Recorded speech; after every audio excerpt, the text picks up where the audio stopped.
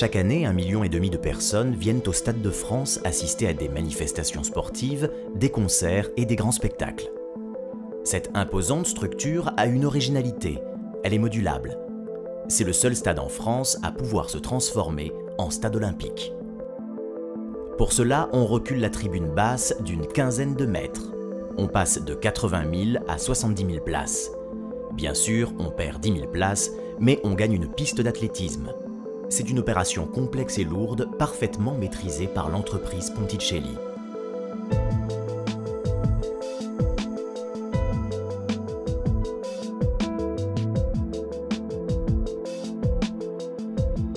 L'action de Ponticelli débute dès la création du Stade de France en 1995. Elle est alors en charge de concevoir et de réaliser le système permettant de reculer les tribunes. Cette opération nécessite de mobiliser des moyens considérables. 44 hommes déplacent 8200 tonnes d'acier et de béton en seulement 7 jours. Un chantier d'une telle envergure implique indéniablement de grands dangers. Ponticelli place au cœur de ses préoccupations la sécurité de son personnel, mais aussi celle des personnes extérieures au chantier. Le principe de l'opération mise au point par Ponticelli est simple. Les dalles où reposent les gradins à mi-hauteur sont descendues et les tribunes basses sous lesquelles se trouve la piste d'athlétisme sont alors reculées avec l'aide d'un système de rails.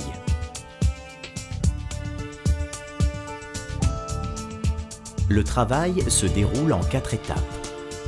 Dans un premier temps, les gradins escamotables situés sur les dalles sont rendus mobiles.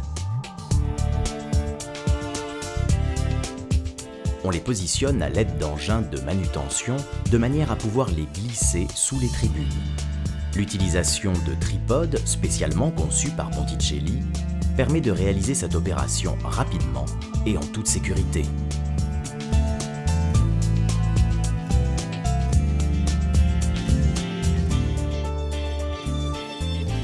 La deuxième étape consiste à descendre les 32 dalles de 100 tonnes chacune. Chaque dalle est prise en charge par 2 tables élévatrices hydrauliques étudiées et aménagées par Ponticelli. Ces machines très sophistiquées permettent de descendre ou de monter les dalles.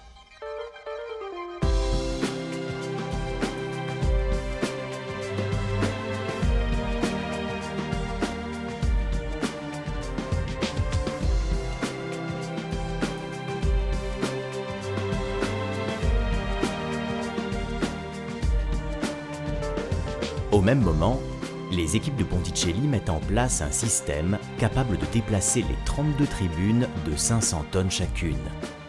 Ceci pour dégager la piste d'athlétisme sans l'abîmer. La manœuvre est délicate. D'abord, on installe des compresseurs que l'on relie à des coussins d'air, eux-mêmes disposés sous l'avant de la tribune. Le gonflage de ces coussins permet de soulever l'avant de la tribune sans détériorer le précieux revêtement. Une précaution supplémentaire consiste à placer de solides tapis en polyester pour protéger la piste d'athlétisme. L'étape suivante consiste à soulever la tribune arrière à l'aide de vérins. On remplace les plots de stabilité par des sabots de glissement pour rendre la structure mobile. Ces sabots sont installés dans des rails à crémaillère. Ils sont tirés par des vérins hydrauliques, le tout synchronisé par une centrale.